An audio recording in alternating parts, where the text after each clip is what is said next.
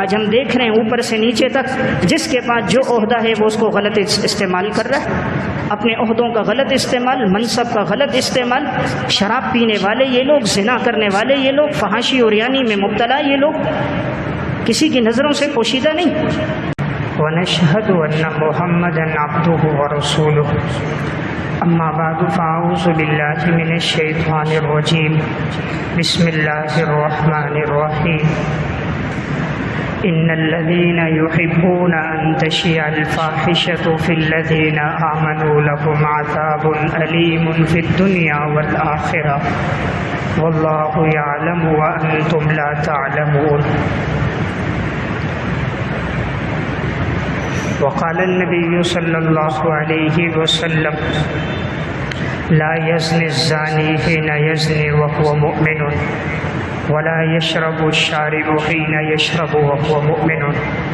وقال النبي صلى الله عليه وسلم إذا اتخذ الفيء دولا والأمانة مغنمة والزكاة مغرمة وتعلم لغير الدين أتاه الرجل زوجته وعق أمه أدنى صديقه وأقصى أباه ظهرت الأصوات في المساجد ساد القبيلة فاسقهم وكان رئيس القوم أرذلهم أكرم الرجل مخافة شره ولبس الحرير وشربت الخمور وظهرت القينات والمعازف ولعن آخر هذه الأمة أولها فليرتقبوا عند ذلك ريحا حمراء وزلزلة ومسخا وقذفا وآيات تتابع كنظام بال قطع سلكه فتتابع۔ رواہ الترمذی صدق اللہ العظیم۔ میرے انتہائی واجب الاحترام قابل صد احترام بھائیو، دوستو اور بزرگوں، اس وقت جو ہمارے ملک کی صورتحال چل رہی ہے اور اسی طرح بین الاقوامی اعتبار سے اگر دیکھا جائے تو بڑے مصائب ہیں، حالات ہیں، پریشانیاں ہیں، کہیں سیلاب زدگان ہے،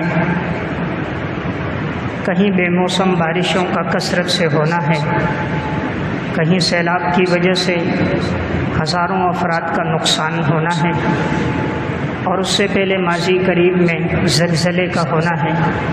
تو مختلف یہ واقعات، حوادث اور نت نئی بیماریوں کا آنا جو آئے دن ہمارے معاشرے میں نئی نئی بیماریاں، امراض جنم لے رہے ہیں، تو انسان پر یہ جو حالات، یہ آزمائشیں، یہ بیماریاں، یہ مصائب کیوں آتے ہیں؟ اس کا ایک جواب تو وہ ہے جو آج ہماری عقل دیتی ہے، آج کے ہمارے دانشور بتاتے ہیں، آج کا ہمارا سیکولر طبقہ بتاتا ہے، آج جو میڈیا پر بیٹھے ہیں وہ بتاتے ہیں۔ وہ کہتے ہیں یہ قدرتی حوادث تھے اور سیلاب نے اتنا نقصان کیا، جانی اور مالی یہ نقصان ہوا، اللہ کی طرف سے یہ قدرتی حوادث آئے اور انسانوں پر اس کے یہ اثرات ہوئے، لیکن اس کا حقیقی سبب کیا ہے کوئی بیان نہیں کرتا۔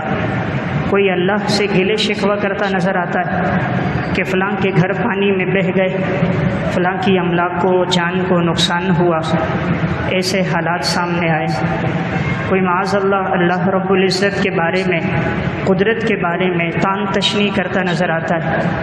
آخر ایسے حالات میں ایک مسلمان کی ذمہ داری کیا ہے اور یہ حالات کیوں پیش آتے ہیں؟ ایک ہے انسانی عقل کا جواب دینا، ایک ہے عقل کے پیدا کرنے والے اللہ کا جواب دینا، ایک ہے آج کا تدبر تفکر سے کسی بات کو سمجھنا، اور ایک ہے پیغمبر اسلام کا وحی کی تعلیمات سے آگاہ کرنا۔ چونکہ نبوت کی زبان سے جو بھی جاری ہوتا ہے وہ 100% سچ اور درست ہے۔ پیغمبر کی زبان سے کبھی بھی معاذ اللہ جھوٹ نہیں ہوتا۔ حضور جو فرماتے ہیں وہ وحی ہے۔ آپ صلی اللہ علیہ وسلم خواہشات سے گفتگو نہیں کرتے۔ قرآن کریم میں اللہ فرما رہے وَمَا يَنْطِقُ عَنِ الْهَوَىٰ ان هو الا وحی یوحی، پیغمبر جو بات کرتا ہے وہ خواہشات سے نہیں ہوتی، پیغمبر کی ہر بات وحی سے ہوتی ہے۔ اب یہ حالات ہم پر کیوں آتے ہیں؟ تو رسول اللہ صلی اللہ علیہ وسلم نے آج سے 1450 سال پہلے ہمیں اس بارے میں آگاہ فرما دیا کہ جب امت میں 15 گناہ ہوں گے تو پھر اللہ کی طرف سے عذاب آئیں گے۔ آپ نے فرمایا فَلْيَرْتَقِبُوا عِنْدَ ذَلِكَ رِيحًا حَمْرَاءَ وَزَلْزَلَةً وَمَسْخًا وَقَذْفًا وَآيَاتٍ تَتَابَعُ كَنِظَامِ بَالٍ قُطِعَ سِلْكُهُ فَتَتَابَعَ۔ جب امت میں 15 گناہ ہوں گے پھر تم انتظار کرنا، تیز آندھیاں چلیں گی، زلزلے ہوں گے، چہروں کو مسخ کیا جائے گا، پتھروں کی بارش ہوگی، اور پھر اللہ کے عذاب یوں آئیں گے۔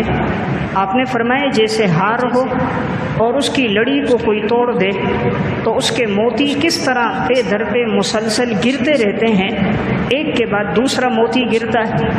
تسبیح کے کو اگر کوئی آدمی اس کے دھاگے کو توڑ دے تو کس طرح دانے پہ در پہ گرتے ہیں، آپ نے فرمایا اس طرح پہ در پہ اللہ کے عذاب آئیں گے، پھر تم ان کے لیے تیار رہنا۔ اب یہ 15 گناہ کون سے ہیں؟ آج ہم دیکھتے ہیں تو ہمارے معاشرے میں یہ گناہ بڑھتے جا رہے ہیں، اور رفتہ رفتہ ہمارا معاشرہ ان گناہوں کی لپیٹ میں آ چکا ہے۔ تو رسول اللہ صلی اللہ علیہ وسلم نے سب سے پہلی بات بیان فرمائی، اذا اتخذ الفیء دیوالا، جب لوگ سرکاری مال کو، بیت المال کے مال کو ذاتی مال سمجھ کے خرچ کرنا شروع کریں گے۔ سب سے پہلی بات، جب لوگ سرکاری مال کو، جس میں مسلمانوں کا حق ہے، بیت المال کا مال جس میں رعایا کا حق ہے، عام مسلمانوں کا حق ہے، اس کو لوگ ذاتی مال سمجھ کر استعمال کریں گے۔ آج ہم دیکھتے ہیں تو یہ بات بھی ہمیں نظر آ رہی ہے کہ اس وقت ہمارے کتنے عہدے داران ایسے ہیں، اسمبلیوں میں بیٹھنے والے کتنے ہیں، ملک وزیر اعظم سے لے کر چپڑاسی تک ہر ایک آدمی بیت المال کے مال کو، رعایا کے مال کو کس طرح ناحق استعمال کر رہا ہے، یہ ہماری نظروں سے مخفی نہیں ہے۔ ہم خود دیکھ رہے ہیں ان کی عیاشیوں پہ کتنا پیسہ لگتا ہے، ان کی شراب پر، ان کے زنا پر، ان کی فحاشی اور یانی پر، ان کے گاڑی کے پیٹرول سے لے کر گھر کی ضروریات تک سب رعایا کے مال سے خرچ ہوتا ہے، جس پر وہ عیاشی میں زندگی گزارتے ہیں۔ انہیں غریب کا پتہ نہیں کہ جس کے لیے اپنے بچوں کو 2 وقت کا کھانا کھلانا مشکل ہو گیا، کہ جس کے لیے اپنے بچوں کو تعلیم دلانا آج مشکل ہو گیا، اس کے لیے علاج کرنا آج مشکل ہو گیا۔ اس کی وجہ کیا ہے کہ ان لوگوں نے اس مال کو ذاتی مال سمجھ لیا، حالانکہ اس سے پہلے حالت یہ ہوتی تھی صحابہ سلف کے دور میں۔ حضرت عمر رضی اللہ تعالیٰ عنہ دوڑتے ہوئے جا رہے ہیں، حضرت علی رضی اللہ تعالیٰ عنہ راستے میں ملے، عمر کہاں جا رہے ہو؟ کہا بیت المال کا ایک اونٹ کہیں بھاگ گیا ہے، بلک گیا ہے، پتہ نہیں، میں اسے تلاش کرنے کے لیے جا رہا ہوں۔ 22 لاکھ مربع میل کا بادشاہ رعایا کے ایک اونٹ کو تلاش کرنے کے لیے خود دوڑ رہا ہے، تلاش کر رہا ہے۔ احنف بن قیس کہتے ہیں میں نے حضرت عمر رضی اللہ تعالیٰ عنہ کو دیکھا، سخت گرمی کے ایام تھے، میں حضرت عمر کو تلاش کر رہا تھا، گھر میں نہ ملے، کسی نے کہا جہاں پر اس وقت سرکاری اونٹ ہوتے ہیں بیت المال کے وہاں جاؤ۔ کہتے ہیں جب میں پہنچا تو گرمی کے ایام تھے، حضرت عمر رضی اللہ تعالیٰ عنہ کے ہاتھوں میں تیل تھا اور جو اونٹ تھے ان کی مالش کر رہے تھے، کچھ اونٹ بیمار تھے تو حضرت عمر رضی اللہ تعالیٰ عنہ کے علاج معالجے میں تھے، تو میں نے کہا امیر المومنین یہ آپ مجھے دے دیجئے، میں کرتا ہوں۔ فرمایا نہیں، جو مسلمانوں کا بادشاہ ہوتا ہے وہ خادم ہوتا ہے، یہ میرے ذمہ ہے۔ تو حضرت عمر خود رعایا کے اونٹوں کی مالش بھی کر رہے ہیں، چارہ بھی ڈال رہے ہیں، ان کی خدمت بھی کر رہے ہیں۔ تو ایک طرف تو مسلمان حکمرانوں کی یہ حالت تھی، دوسری طرف حضور فرما رہے ہیں ایک وقت آئے گا میری امت میں اذا اتخذ الفیء دیوالا، کہ جب لوگ سرکاری مال کو ذاتی مال سمجھنا شروع کر دیں گے۔ ایک طرف مسلمانوں کا روشن مستقبل کہ حضرت عمر رضی اللہ تعالیٰ عنہ بازار میں بیٹے سے کہتے ہیں بیٹا یہ اونٹ تم فروخت کر رہے ہو کس کے؟ فرمایا ابا جان میرے۔ کہا تم نے رکھے کہاں تھے؟ اب تک میری ان پہ نظر نہ پڑی۔ فرمایا ابا جان مجھے ملے تو مال غنیمت میں تھے، لیکن میں نے ان کو سرکاری چراگاہ میں رکھا تھا، وہاں چرتے تھے۔ فرمایا بیٹا اونٹ ذاتی تھے تو سرکاری چراگاہ میں کیوں رکھے؟ جاؤ اونٹوں کو فروخت کرو، جو اس وقت قیمت تھی وہ لے لو، باقی جتنی زائد رقم ہے بیت المال میں جمع کرا دو۔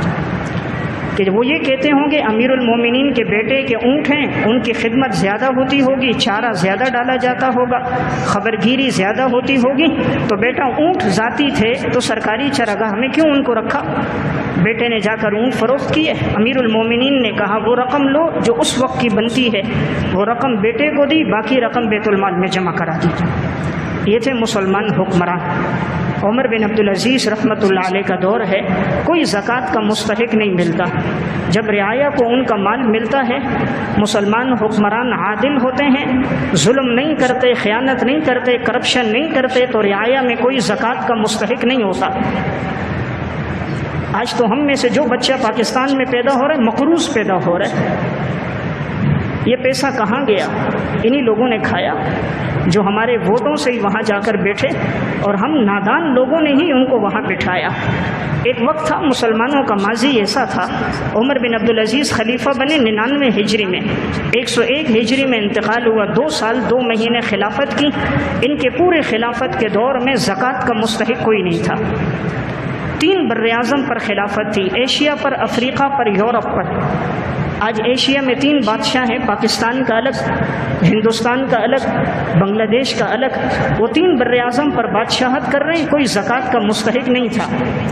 جب رعایا کو ان کا حق ملتا ہے اور کرپشن نہیں ہوتی تو کوئی آدمی بھوک سے مرتا نہیں، پھر خودکشیاں نہیں کرنی پڑتی، پھر والد اولاد کی وجہ سے مجبور ہو کر گلے میں پھندا نہیں ڈالتا، وہ ریل گاڑی کے سامنے نہیں لیٹتا، وہ پیٹرول جسم پہ ڈال کر اپنے جسم کو جھلساتا نہیں ہے، کیونکہ اسے پتہ ہوتا ہے حکمرانوں میں جو لوگ ہیں وہ منصف لوگ ہیں۔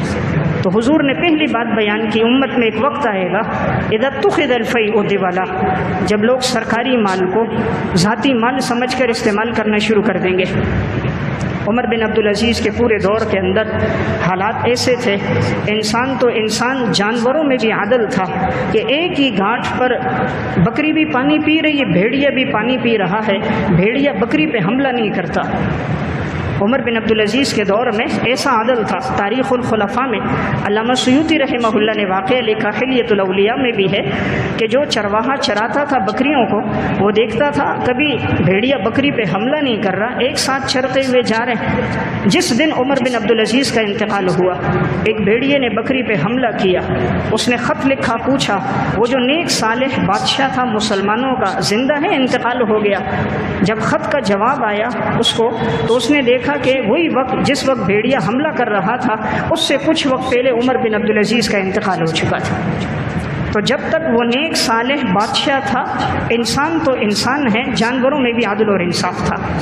تو میں ایک بات عرض کر رہا تھا، حضور نے پہلی بات یہ بیان فرمائی کہ امت میں عذاب کب آئیں گے، آزمائشیں کب آئیں گی۔ سب سے پہلی چیز اذا اتخذ الفیء دبلا، جب لوگ سرکاری مال کو ذاتی مال سمجھ کے خرچ کرنا شروع کر دیں گے۔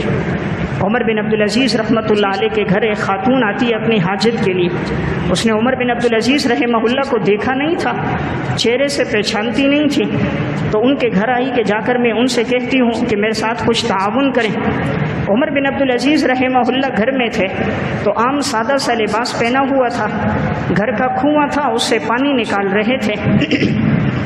ان کی گھر والی کہ جو عبد الملک بن مروان کی بیٹی تھی، کہ جس کا والد بھی بادشاہ، دادا بھی بادشاہ، خاوند عمر بن عبدالعزیز بھی خلیفہ، اور جس کے 2 بھائی سلیمان اور ولید وہ بھی بادشاہ گزرے، تو اب وہ گھر کے اندر وہ اپنے کپڑے سلائی کر رہی ہے، عمر بن عبدالعزیز رحمہ اللہ پانی نکال رہے ہیں، عام لباس پہنا ہوا ہے۔ جب وہ عورت دستک دی اندر آئی، وہ سمجھ رہی تھی کہیں یہ کوئی غلام ہے کام کر رہا ہے۔ اب اس دوران وہ اپنی گھر والی سے بھی بات کرتے تھے عمر بن عبدالعزیز رحمہ اللہ، تو جو اجنبی عورت آئی اس نے عمر بن عبدالعزیز کی گھر والی فاطمہ سے کہا یہ تمہارا غلام تمہیں دیکھتا بھی ہے، اس کی نظر بھی پڑتی ہے، تم اس سے پردہ کرو۔ دوسری بات کہی عمر عمر بن عبدالعزیز کہاں ہے؟ میں اس سے ملنے آئی ہوں جو خلیفہ ہے، تاکہ میں ان کے سامنے اپنی حاجت رکھوں۔ تو ان کی گھر والی نے مسکرا کر کہا یہ غلام نہیں ہے، یہی خامند ہے میرا، اور یہی مسلمانوں کا خلیفہ عمر بن عبدالعزیز ہے، جو کنویں سے پانی خود نکال رہا ہے، گھر کے کام کاج میں خود ہے۔ کہا یہ مسلمانوں کا خلیفہ ہے۔ جب اس عورت نے یہ حالت دیکھی، 3 بر اعظم کا بادشاہ اور یہ حالت، اس نے کہا ان کی یہ حالت کیسے ہو گئی؟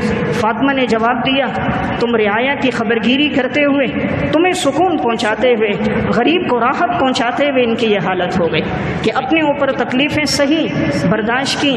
گھر کی حالت یہ کہ گھر کچا، خدمت کے لیے کوئی موجود نہیں، خود پانی کنویں سے نکال رہے ہیں۔ یہ عمر بن عبدالعزیز عید کا موقع آتا ہے، سب کے پاس پہننے کے لیے نیا لباس ہوتا ہے، 3 بر اعظم کے بادشاہ کی اولاد کے پاس پہننے کے لیے نیا لباس نہیں ہوتا۔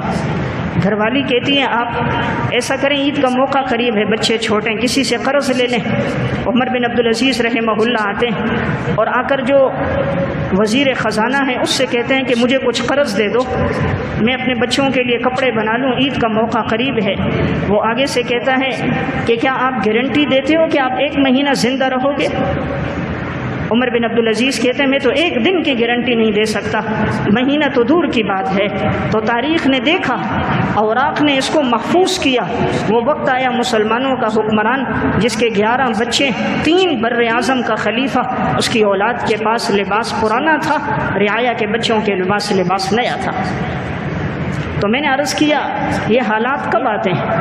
امام الانبیاء 15 نشانیاں بتا رہے ہیں کہ کب زلزلے آئیں گے، سیلاب کب آئے گا، اللہ کی آزمائشیں کب آئیں گی، بیماریاں کب آئیں گی، مصائب سے انسان دوچار کب ہوگا۔ حضور نے 15 نشانیاں بتائیں۔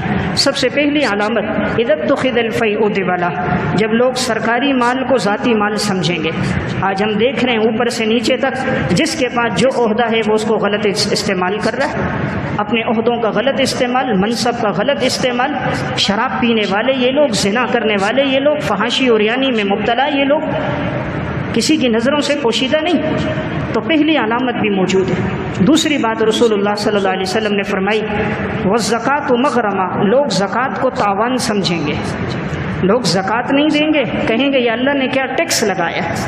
فرمایا لوگ زکوٰۃ کو تاوان اور ٹیکس سمجھیں گے۔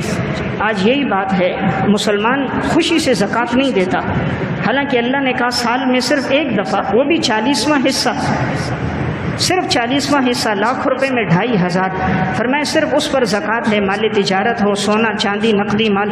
آج کتنے ہیں جو خوشی سے زکوٰۃ دیتے ہیں، کتنے ہیں جو ٹھیک زکوٰۃ نکالتے ہیں؟ اکثر تو بس یوں اندازہ کر لیتے ہیں، بس نکال دیا۔ 1-1 روپے کا حساب کر کے صحیح زکوٰۃ نکالنا اور اس کو مستحق تک پہنچانا بہت کم لوگ ایسے ہیں۔ خدا کے نام پہ دینے والے بہت کم ہیں، عیاشیوں پہ لگانے والے ہیں۔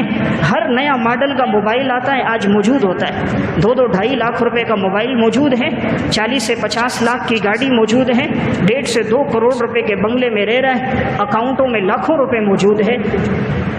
زندگی گزر رہی فحاشی اور یعنی میں، جہاں کہیں بات آئے کسی مستحق کو دو، کسی بیوہ یتیم غریب مستحق کے ساتھ تعاون کرو، تو شیطان ہمیں کیا پٹی پڑھاتا ہے؟ اللہ قرآن میں فرما رہا ہے الشیطان یعدکم الفقر ویأمرکم بالفحشاء واللہ یعدکم مغفرۃ منہ وفضلا واللہ واسع علیم۔ شیطان تمہیں ڈراتا ہے فقر و فاقے سے۔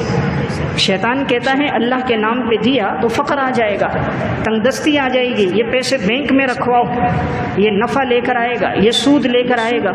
شیطان فقر سے ڈراتا ہے۔ دوسری بات اللہ قرآن میں فرما رہا ہے شیطان تمہیں حکم دیتا ہے بے حیائی کا، اس لیے جس کا مال صحیح راستے پہ نہیں لگتا اس کا مال بے حیائی پہ لگتا ہے، اس کا مال رسم و رواج پہ لگتا ہے، اس کا مال خواہشات پہ لگتا ہے، اس کا مال شراب و زنا پہ لگتا ہے۔ اللہ فرما رہے واللہ یعدکم، اللہ تم سے وعدہ کرتا ہے مغفرت کا، اللہ تمہارے گناہوں کو معاف کر دے گا اگر تم اللہ کے نام پہ خرچ کرو۔ تو میں عرض کر رہا تھا دوسری بات حضور نے فرمائی کہ لوگ زکوٰۃ کو ٹیکس سمجھیں گے، والزکوٰۃ مغرمہ، زکوٰۃ کو ٹیکس سمجھا جائے گا۔ نمبر 3 والامانۃ مغنمہ، لوگ امانت کے مال کو غنیمت کا مال سمجھ کے استعمال کریں گے۔ کسی کے پاس امانت رکھوا دو تو وہ کہے گا چلو مال غنیمت ہے، جیسے غنیمت کو انسان استعمال کرتا ہے۔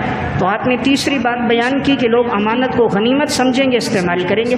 امانت مانگنے والا آئے گا بھئی میرا مال دے دو، انکار کر دیں گے۔ کہ بھئی گواہ لے کر آؤ، کس کے سامنے تم نے مجھے امانت دی تھی، کس کے سامنے پیسہ دیا تھا۔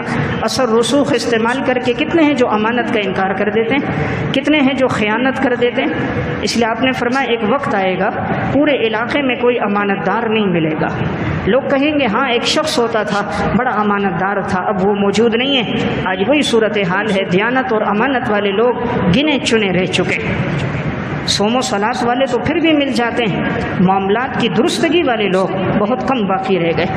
تو آپ علیہ الصلوۃ والسلام نے فرمایا ایک وقت آئے گا امت پر کہ لوگوں میں ایک شخص ہوگا، لوگ کہیں گے کتنا سمجھدار ہے، کتنا چالاک ہے، کتنا عیار ہے، کیسا باتونی ہے۔ فرمایا رائی کے دانے کے برابر اس کے دل میں ایمان نہیں ہوگا۔ چالاک تو بہت ہوگا، منٹوں میں دھوکہ دینے والا ہوگا، پتہ ہی نہیں چلے گا کہ لوگوں کو کس طرح اپنے جال میں اتار دے گا۔ لوگ کہیں گے بڑا سمجھدار، بڑا دانا، بڑا عقل مند۔ آپ نے فرمایا دل میں رائی کے دانے کے برابر ایمان نہیں ہوگا۔ تو تیسری چیز رسول اللہ صلی اللہ علیہ وسلم نے فرمائی، یہ حالات اور حوادث کیوں آئیں گے؟ سب سے پہلی بات، لوگ سرکاری مال کو ذاتی مال سمجھیں گے۔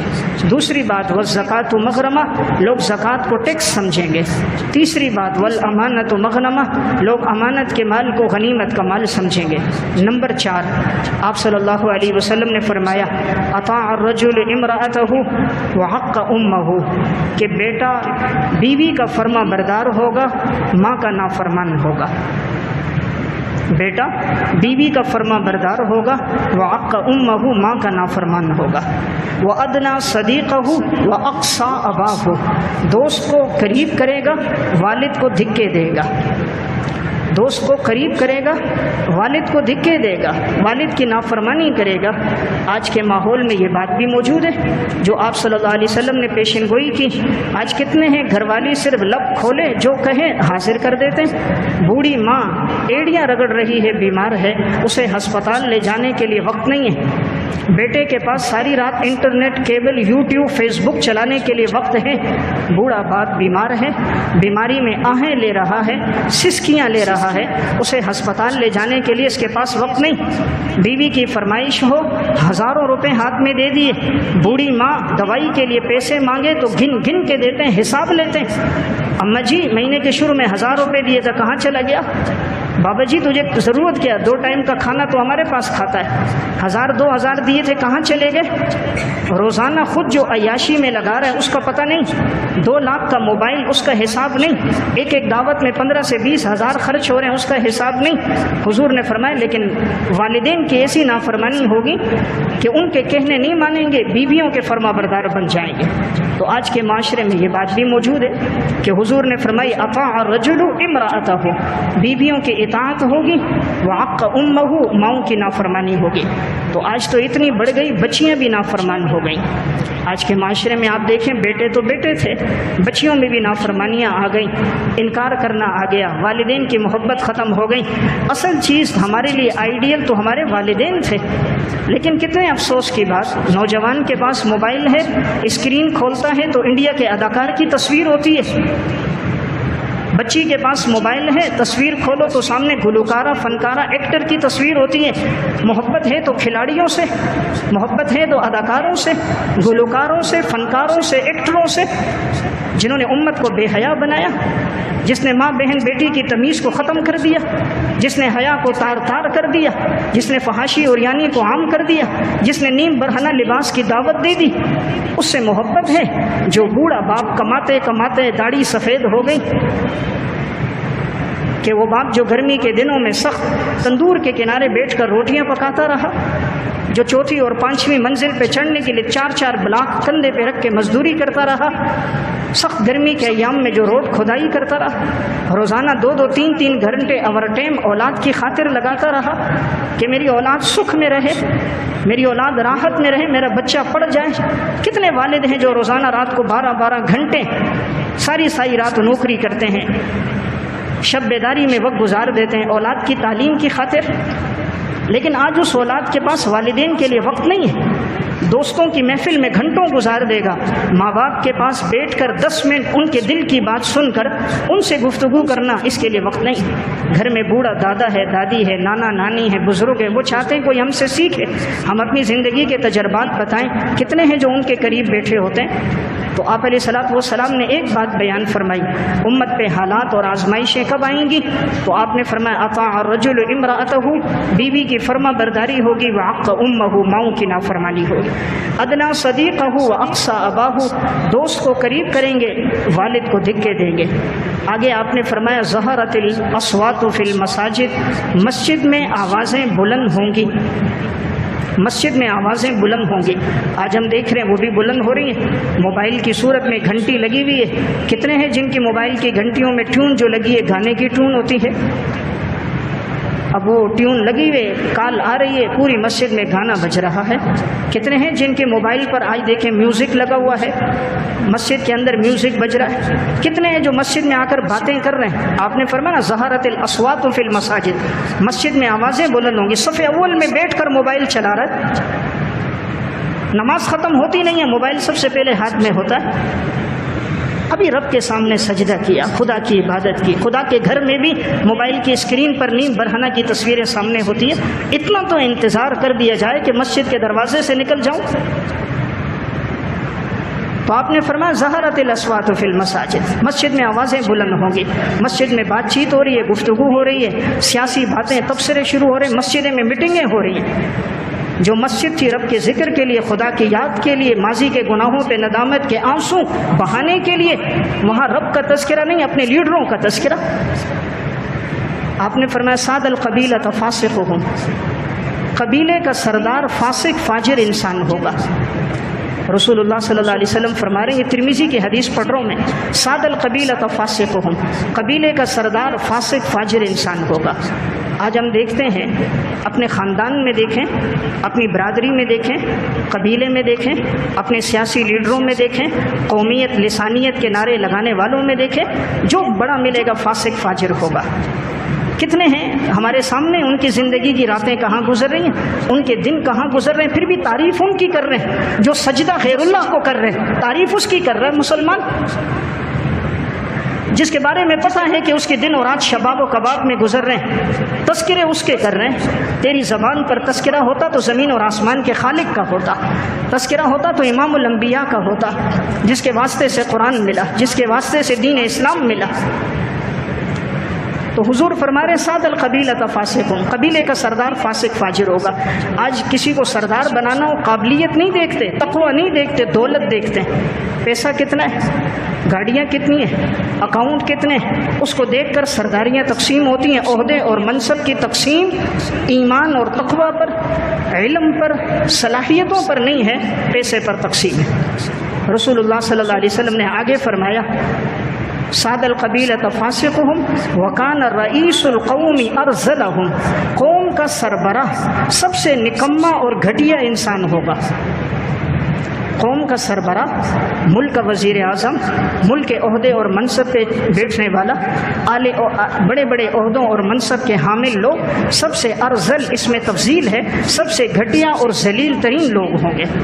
آج ہم دیکھتے ہیں تو ہمیں اپنی سیاسی قیادتیں اسی طرح نظر آتی کہ اس میں بیٹھنے والے کوئی صوم و صلات کے پابند نہیں، ایسے نہیں جن کی راتیں اللہ کے سامنے گزر رہی ہوں، کہ جو امانت اور دیانت پہ وقت گزارتے ہوں، کہ جو حرام کے ایک ایک پیسے سے بچنے والے ہوں، کہ جن کے دل میں امت کا درد ہو، رعایا کے لیے کڑ نہ ہو، ایسے لوگ نہیں۔ ان کی اولادیں، ان کی تعلیم ہوتی ہے امریکہ یورپ میں، یہ علاج کے لیے یورپ اور امریکہ میں جاتے ہیں، سیاست ادھر کرتے ہیں، جائیدادیں ان کی وہاں بن رہی ہوتی ہیں، اکاؤنٹ ان کے وہاں کھلے ہوئے ہوتے ہیں، ان کے گھوڑے مربع کھاتے ہیں، غریب کے بیٹے کے پاس کھانے کے لیے 2 وقت کی روٹی نہیں ہوتی۔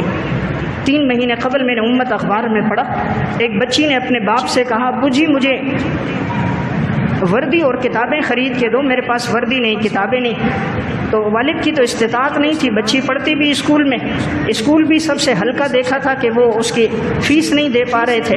اب بچی جب جاتی اسکول میں یہی بات ہوتی اپنی کتابیں لاؤ، اپنی کتابیں لاؤ، وردی پہن کر آؤ ورنہ واپس بھیج دیتے، فیس کا تقاضا ہوتا۔ اب والد کے پاس نہیں تھا تو اس نے ایک پرچی لکھی کہ میری بچی بار بار کہتی ہے اور میں اس کو کتابیں نہیں خرید کے دے سکا، میں اس کے لیے وردی نہیں لے سکا، تو اس نے پیٹرول لیا، وہ پرچی لکھی تھی، اپنے جسم پہ پیٹرول ڈال کے باپ نے خودکشی کر دی۔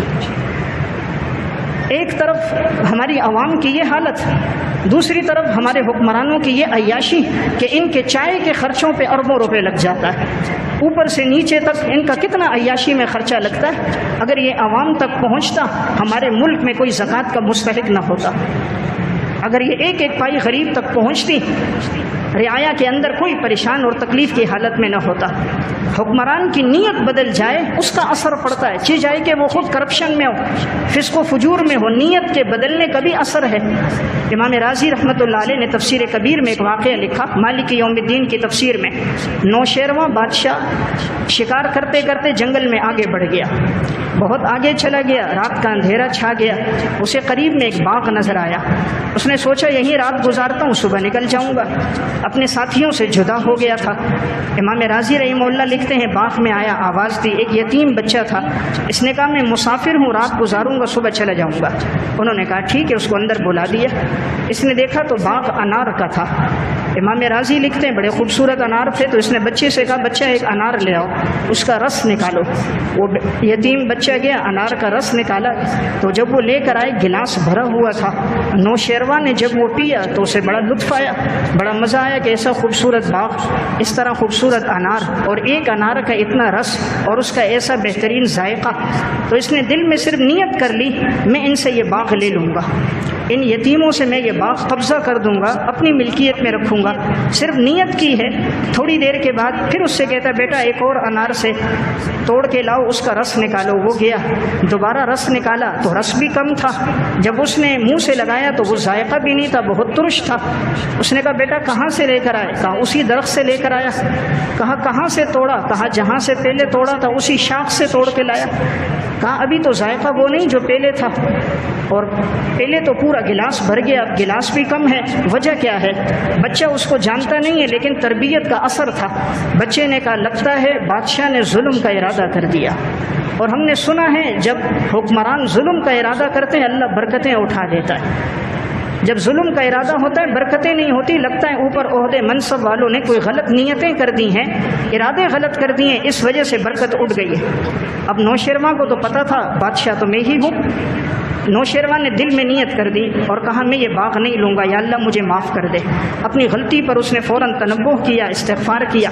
کچھ وقت گزرا، پھر کہا بیٹا ایک اور انار توڑ کے لاؤ، اس کا رس نکالو۔ توڑ کر لائے، رس نکالا، پورا گلاس بھر گیا۔ اب جو پیش کیا نوشیرواں نے پیا تو واقعی وہ پہلے سے اچھا ذائقہ تھا جو پہلی دفعہ پیا تھا۔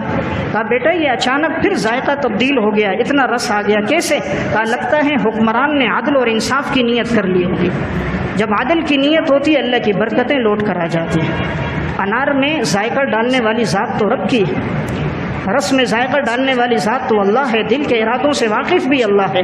تو میں عرض کر رہا ہوں حضور نے ایک بات فرمائی کہ جو سردار اور سربراہ ہوں گے، آپ نے فرمایا وہ ذلیل لوگ ہوں گے۔ آگے رسول اللہ صلی اللہ علیہ وسلم نے فرمایا وَلُبِسَ الْحَرِيرُ، اور امت میں ریشم کا لباس عام ہو جائے گا۔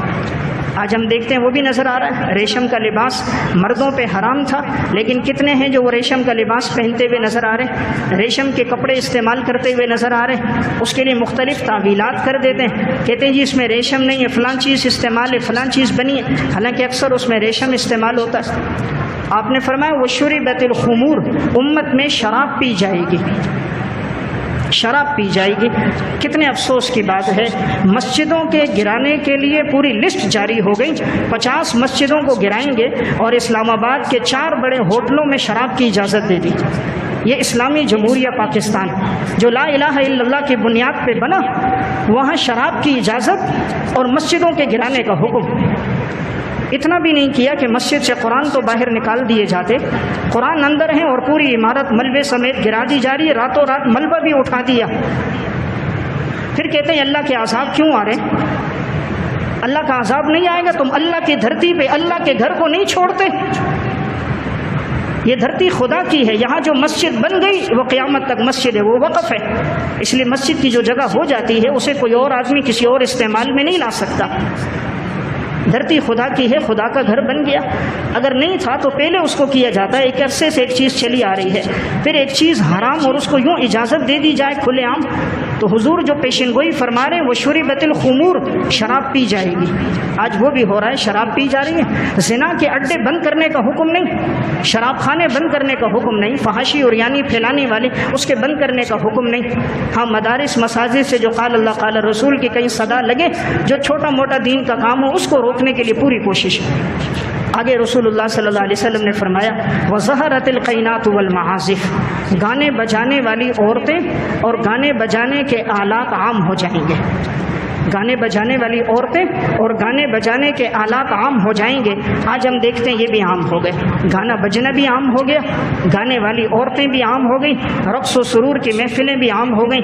آج دیکھیں موسیقی، فحاشی اور یعنی بے حیائی معاشرے میں کتنی بڑھتی جا رہی ہے. آئے دن الیکٹرانک کا سامان سستا ہوتا جا رہا ہے، خصوصاً اسلامی ممالک کے اندر، پاکستان میں، ہندوستان میں، بنگلہ دیش میں. ان کا مقصد یہی ہے کہ کسی طرح یہ لوگ فحاشی اور یعنی میں پڑ جائیں. آج دن بدن موبائل سستا ہو رہا ہے، الیکٹرانک کا سامان سستا ہو رہا ہے، پیکج سستے ہو رہے ہیں. غیر مسلم پیکج نہیں کرتے، مسلمانوں میں پیکج ہے، ساری رات اس کے استعمال ہو رہی ہے، عشق معشوقی میں وقت گزر رہا ہے. آج ٹک ٹاک میں کون سا گناہ ہے جو نہیں ہو رہا، فیس بک میں کتنی اوریانی اور فحاشی عام ہو چکی ہے. تو حضور نے یہ پیشن گوئی کی جب یہ چیز ہوگی فَلْيَرْتَقِبُوا عِنْدَ ذَلِكَ رِيحًا حَمْرَاء، پھر سخت آندیاں آئیں گی، وَزَلْزَلَةً وَمَسْخًا وَقَذْفًا، پھر زلزلے آئیں گے، پھر اللہ آسمان سے پتھر برسائے گا. تم انتظار کرنا پھر ایسا ہوگا. تو یہ رسول اللہ صلی اللہ علیہ وسلم پہلے فرما کے چلے گئے. آج جن علاقوں میں آیا وہاں بھی یہ بات بھی سننے میں آئی، بعض جگہوں میں معاذ اللہ ہم جنس پرستی عام ہے. جن جگہوں میں آج ایسے حالات سننے میں آ رہے ہیں، سرحد جو ایک وہ جگہ جہاں لوگ نمازی ہوتے تھے، دین سے وابستگی تھی. کچھ دن پہلے میں سفر میں تھا، مختلف جگہوں پہ بیانات کا موقع ملا. مسجدوں میں نمازی نہیں ہیں، کہیں 2 نمازی کہیں 4 نمازی، 90% لوگ اس وقت نماز نہیں پڑھ رہے. اور کراچی میں تو پھر بھی ایک فضا ہے، اور ہزارے میں اور سرحد میں جہاں گھومے وہاں تو نماز کا ماحول ہی نہیں. نہ عورتیں نماز پڑھتی ہیں نہ مرد نماز پڑھتے ہیں. کتنے ہیں ان کے سب باہر ملیشیا میں ہیں اور مسجد ویران ادھر پڑی ہوئی ہیں. اور ایسا بھی ہم جنس پرستی لواطت عام ہو گئی. یہ گناہ پاکستان میں ان علاقوں میں زیادہ عام ہو گیا. بولی لگ رہی ہے لڑکے کی، بولی لگ رہی ہے عورت کی، بولی لگ رہی ہے ہم جنس پرستی کی. قیمتیں طے ہو رہی ہیں اور یہ گناہ بڑھتا جا رہا ہے. حالانکہ یہ وہ گناہ تھا کہ اللہ نے سب سے سخت عذاب جو دیا قوم لوط کو دیا. قوم لوط میں لواطت تھی، ہم جنس پرستی تھی. اللہ قرآن میں فرما رہا ہے کہ ہم نے جبرائیل سے کہا کہ جاؤ زمین کو اٹھاؤ. جبرائیل گئے، زمین کو اٹھایا، اوپر سے نیچے پٹک دیا. اوپر کتنے جنہیں ہمیں زمین میں دھنسا دیا، کتنے تھے جن کو ہم نے پانی میں ڈبو دیا، کتنے جن کو ایک چیخ نے ہلاک کر دیا. تو پہلے بھی طاقتور قومیں آئی تھی، لیکن اللہ کا کون مقابلہ کر سکتا ہے. تو یہ فحاشی اور یعنی بے حیائی بڑھتی جا رہی ہے. یہ گناہ ہم جنس پرستی کے عام ہوتے جا رہے ہیں. اور اللہ نے قرآن میں ایک بات سورہ نور میں فرمائی ہے، ان الذین یحبون ان تشیع الفاحشہ فی الذین آمنوا لهم عذاب علیم فی الدنیا والآخرہ. جو دنیا میں بے حیائی پھیلائیں گے، مسلمانوں میں فحاشی پھیلائیں گے، ہم دنیا میں بھی عذاب دیں گے، آخرت میں بھی عذاب دیں گے. واللہ یعلم وانتم لا تعلمون. اللہ فرماتا ہے میں جانتا ہوں تم نہیں جانتے. اللہ نے قرآن میں کہا جو فحاشی پھیلائے گا ہم عذاب دیں گے. آپ دیکھ لیں جتنے اداکار، گلوکار، فنکار ہوں، ان کا اینڈ اچھا نہیں ہوتا، ان کا مستقبل تاریک ہوتا ہے. آخر میں ایڑیاں رگڑتے رگڑتے مر جاتے ہیں، ساتھ کوئی نہیں ہوتا، ازدواجی زندگی میں سکون نہیں ملتا، لا علاج بیماریوں میں مبتلا ہو جاتے ہیں، اولادیں نافرمان ہو جاتی ہیں، اللہ زندگی کا سکون لے لیتا ہے، آخر تنہائی میں ہو کر دنیا سے چلے جاتے ہیں. تو قرآن کی جو پیشن گوئی ہے، ہم دنیا میں بھی عذاب دیں گے، آخرت میں بھی عذاب دیں گے. اس لیے ایک بڑا گناہ ہے فحاشی بے حیائی. اس سے انسان نسل نو کو بچائے. جو اس میں لگے اللہ نے عذاب دیے. میں 3 واقعات مختصر عرض کر کے بات سمیٹتا ہوں. مکافات عمل میں انہوں نے واقعہ لکھا، نشاط سینما جب بنا تھا 1965 میں، یہ 2 بھائی تھے. حالانکہ اللہ نے ان کو بڑی دولت دی. اس وقت ان کی مربع زمینیں تھیں، اس وقت ان کے پاس ٹریکٹر تھے، ٹیوب ویل تھے، لیکن ان کو کسی نے کہا سینما بناؤ.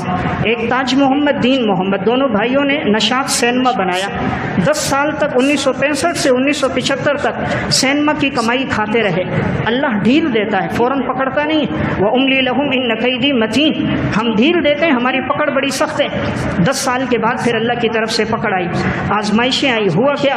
کوئی بچہ پڑھ نہ سکا، کسی بچے نے تعلیم نہیں حاصل کی، بیٹے شراب کے نشے میں پڑ گئے، افیون کے نشے میں پڑ گئے، بے حیائی میں وقت گزرتا گیا، بیویوں کا انتقال ہو گیا، لا علاج بیماریوں میں لگ گئے، جو پیسہ تھا وہ نشے میں لگا۔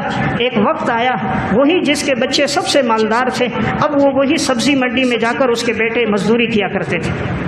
تو دنیا میں اللہ نے دکھا دیا۔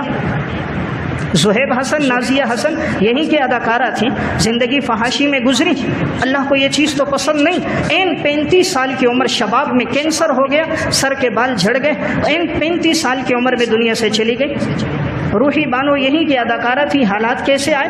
ایک شادی کی طلاق ہو گئی، دوسری شادی کی طلاق ہو گئی، ایک بیٹا تھا، بیٹا بھی افیون کے شراب کے نشے میں لگ گیا، آخر وہ بیٹا قتل ہو گیا، ذہنی مریض بن گئی، اور ذہنی مریض بن کے پھر اس کو پاگل خانے میں داخل کر دیا گیا، آخر موت وہیں ہو گئی۔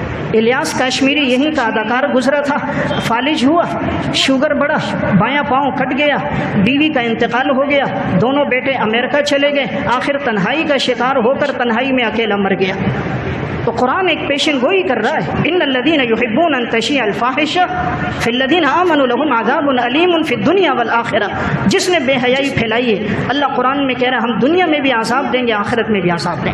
اللہ فرما رہے واللہ یعلم، تیرا رب خوب جانتا ہے، وانتم لا تعلمون، تم نہیں جانتے۔ اداکارہ تھی رانی، 3 شادیاں کی، تینوں ناکام ہو گئے، 45 سال کی عمر میں کینسر ہوا اور مر گئے۔